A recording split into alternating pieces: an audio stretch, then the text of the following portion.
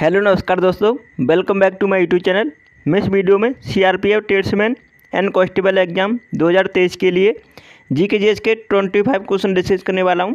आपकी परीक्षा में 25 क्वेश्चन पूछे जाएंगे जीके जीएस सब्जेक्ट से, तो आप वीडियो को एंड तक देखना। सभी क्वेश्चन इंपॉर्टेंट हैं। अगर आपने अभी तक हमारा चैनल सब्सक्राइब नहीं किया है तो प्लीज़ कर लीजिएगा और प्लीज़ वीडियो को लाइक कर दीजिएगा। चलिए स्टार्ट करते हैं। तो पहले क्वेश्चन का आंसर बताएंगे, प्रार्थना समाज के संस्थापक निम्नलिखित में से कौन थे? तो कौन थे? इसका राइट आंसर है आत्माराम पांडुरंग। तो सेकंड ऑप्शन इसका राइट आंसर है। दूसरे क्वेश्चन का आंसर बताएंगे, अकबर द्वारा लड़ी गई निम्नलिखित लड़ाइयों में से कौन सी लड़ाई अन्यों की तुलना में नवीनतम है?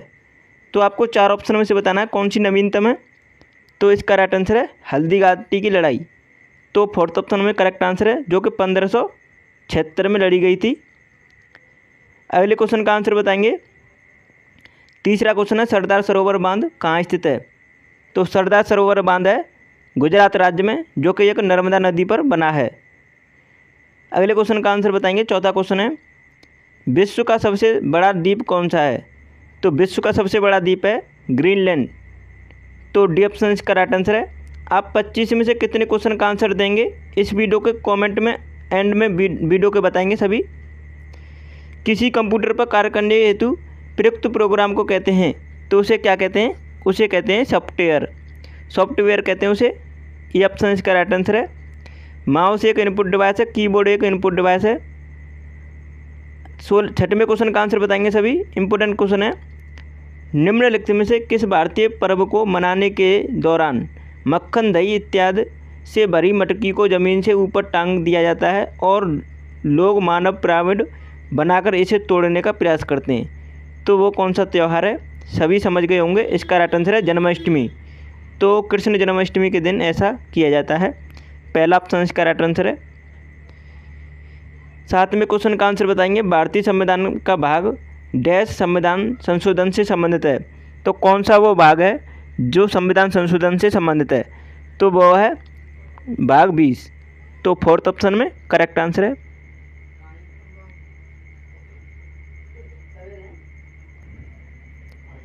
अब नेक्स्ट क्वेश्चन का आंसर बताएंगे। 8वां क्वेश्चन है, डैश एक उपकरण है जिसका उपयोग विद्युत सर्किट को दो बिंदुओं के बीच विभवांतर के मापन के लिए प्रयोग किया जाता है?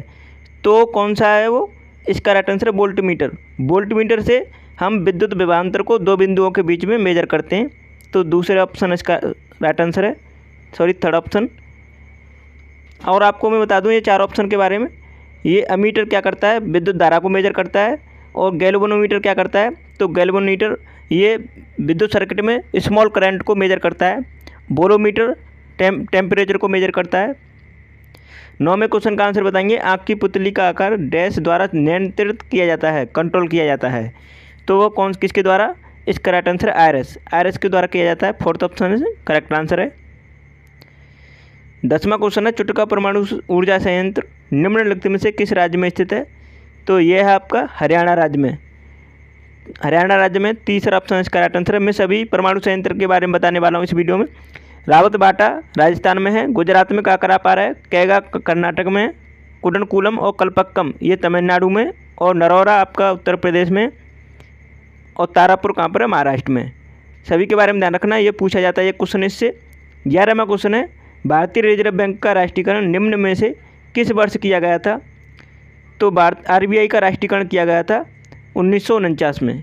तो करेक्ट आंसर फोर्थ ऑप्शन हो जाता है। इसकी स्थापना 1935 में हुई थी और इसका राष्ट्रीयकरण हुआ था 1949 में। 12वें क्वेश्चन का आंसर बताएंगे, निम्नलिखित में से बीमारियां कवक के कारण पैदा होती हैं? तो कौन सी बीमारियां हैं जो कवक के कारण पैदा होती हैं? तो मैं आपको बता दूं वो है दाद, खाज, खुजली, ये सभी कवक के कारण पैदा होते हैं। पोलियो वायरस के कारण पैदा होता है। 13वें क्वेश्चन का आंसर बताएंगे, भारत के संविधान का निम्नलिखित में से कौन सा अनुच्छेद भारत के नियंत्रक और लेखा परीक्षक के कर्तव्यों और शक्तियों से संबंधित है? तो वो कौन सा आर्टिकल है? आर्टिकल 149।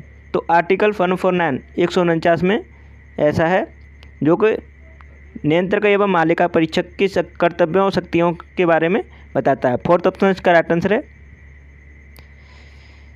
14वें क्वेश्चन का आंसर बताएंगे, वह पदार्थ है जिससे आपकी प्रतिरक्षा प्रणाली उसके विरुद्ध एंटीबॉडी का उत्पादन करती है। तो क्या है? प्लेटलेट्स। इसका राइट आंसर है तीसरा ऑप्शन। ठीक है, करेक्ट आंसर थर्ड ऑप्शन हो जाता है।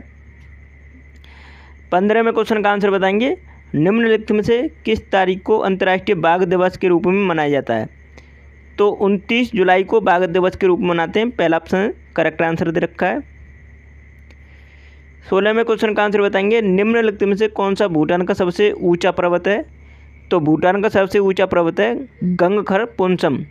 तो तीसरा ऑप्शन इसका करेक्ट आंसर है। 17वें क्वेश्चन का आंसर बताएंगे, पिछोला झील निम्नलिखित में से किस राज्य में स्थित है? तो पिछोला झील है राजस्थान राज्य में। करेक्ट आंसर क्या हो जाता है? फोर्थ ऑप्शन इसका राइट आंसर है। लोकटक झील जो कि मणिपुर राज्य में, इसमें एक केमेल नामजाओ नेशनल पार्क पाया जाता है, जिसमें एक डांसिंग डियर है। तैरता हुआ नेशनल पार्क इसे कहते हैं, मतलब तैरता हुआ नेशनल पार्क है ये। तो ये कई बार परीक्षा में पूछा गया है, इसे ध्यान रखिएगा आप सभी। और लोनार झील कहाँ पर है? वो है महाराष्ट्र में, जो कि उल्कापिंड के गिरने से बनी थी, इसका निर्माण हुआ था। 18वें क्वेश्चन का आंसर बताएंगे, किस महाद्वीप में एटलस पर्वत स्थित है? तो वो है अफ्रीका में। एटलस पर्वत कहाँ पर है? अफ्रीका में। अगले क्वेश्चन का आंसर बताएंगे, 19वां क्वेश्चन है, ऑपरेशन फ्लड का संबंध किससे है? तो ऑपरेशन फ्लड का संबंध है दुग्ध उत्पादन से। अब मैं आपको बता दूं, इस क्वेश्चन को लेकर बहुत से स्टूडेंट बाढ़ नियंत्रण से लगा देते हैं, तो ऐसा नहीं करेंगे आप। दुग्ध उत्पादन करेक्ट आंसर है बी ऑप्शन। 20वें क्वेश्चन का आंसर बताएंगे, संविधान का कौन सा आर्टिकल, कौन सा अनुच्छेद संघ लोक सेवा आयोग से संबंधित है? तो वो है आपका आर्टिकल 315। तो करेक्ट आंसर बी ऑप्शन हो जाता है इस क्वेश्चन का।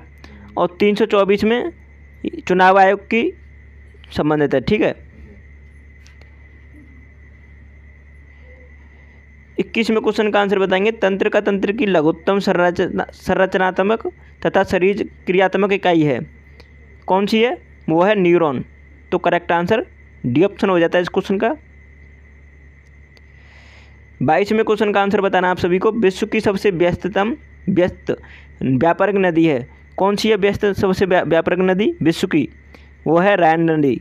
रायन नदी है सबसे मतलब ये व्यापारिक नदी है जो कि व्यस्त रहती है हमेशा, और इस पर रोटरडैम बंदरगाह बना हुआ है, उसे भी ध्यान रखेंगे आप साथ ही साथ। और विश्व की सबसे लंबी नदी पूछी जाए वो है नील नदी, अमेरिका में मिसिसिपी नदी है। अगले क्वेश्चन का आंसर बताएं सभी। 23वां क्वेश्चन है, विश्व व्यापार संगठन WTO का मुख्यालय कहाँ स्थित है? तो इसका मुख्यालय कहाँ पर है? इसका मुख्यालय जिनेवा स्विट्जरलैंड में। तो इस तरह भी दे सकता है, जिनेवा वैसे राइट आंसर होता है, हमेशा ऑप्शन में नहीं रहता है, तो आप इस तरह लगाएंगे जिनेवा स्विट्जरलैंड। ठीक है, सी ऑप्शन इसका राइट आंसर होगा। WHO का मुख्यालय जिनेवा स्विट्जरलैंड में, ILO का मुख्यालय जिनेवा स्विट्जरलैंड में, इनका सभी का ध्यान रखेंगे। 24वें क्वेश्चन का आंसर बताओ सभी, आँख के किस भाग पर वस्तु का प्रतिबिंब बनता है? तो वस्तु का प्रतिबिंब बनता है आपका रेटिना पर। करेक्ट आंसर क्या है? डी ऑप्शन इसका राइट आंसर है। अच्छा, आपको पूछा जाता है वस्तु का प्रतिबिंब कैसा बनता है आँख पर, उल्टा और वास्तविक, तो उसे ध्यान रखेंगे आप। अगले क्वेश्चन का आंसर बताओ। 25वां क्वेश्चन है, निम्नलिखित में से कौन सी नदी भ्रंश घाटी से होकर बहती है? इंपॉर्टेंट क्वेश्चन है, इसे ध्यान रखिएगा। कौन सी नदी है वो है नर्मदा नदी। तो राइट आंसर है बी ऑप्शन इस क्वेश्चन का राइट आंसर है, जो कि भ्रंश घाटी से होकर बहती है और ये अपने मुहाने पर एस्चुरी का निर्माण करती है। तो ये इसलिए और प्रसिद्ध है, ध्यान रखना है इसे। और ये किधर बहती है? ये आपकी अरब सागर में जाके गिरती है, जबकि और नदियां हैं जो वो बंगाल की खाड़ी में गिरती हैं, और ताप्ती और नर्मदा ये अरब सागर में जाके गिरती है, और ये एस्चुरी का निर्माण करती हैं अपने मुहाने पर, और ये भ्रंश घाटी से बहती है होकर। ठीक है, यहाँ पर नेक्स्ट क्वेश्चन का आंसर बताएंगे। ये 26वां क्वेश्चन है, एक्स्ट्रा क्वेश्चन है, गारो खासी जयंतियाँ पहाड़ियाँ किस राज्य में स्थित हैं? ये आपकी मेघालय में, सभी को पता है। बी ऑप्शन इसका राइट आंसर है। तो आपने हमारा चैनल अभी तक नहीं सब्सक्राइब किया है तो कर लीजिएगा, और प्लीज़ वीडियो को लाइक कर दीजिएगा। और मैं आपको बता दूं, आपने हमारी सभी वीडियो नहीं देखी तो एग्जाम से पहले ज़रूर देख के जाएं, आपको बहुत ही बेनिफिट होगा उनसे। चलिए वीडियो को यहीं समाप्त करते हैं। और आपने 25 में से कितने क्वेश्चन का आंसर दिया है आप कमेंट में ज़रूर मेंशन कीजिएगा इस बात को। चलिए वीडियो को यहीं समाप्त करते हैं। Thanks for watching my video.